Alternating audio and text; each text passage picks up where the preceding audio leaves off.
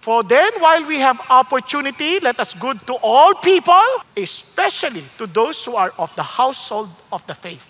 Mahal mo yung kapatid mo, Lord, I will not allow your name to be tainted at masira yung kapatid ko because of me. Kayun din ang prayer ko sa aking sarili, Lord, tulungan niyo, huwag akong gagawa ng anumang bagay na ikahihiya ng pangalan mo.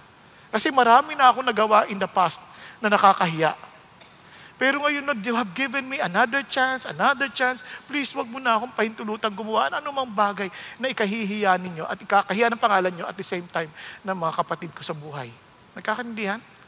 But just in case, let's still work together and finish the race together. Yung ating relationship as Christians is thicker than water. Bakit? Because the very blood that makes us one family is the blood of Jesus that was shed on Calvary.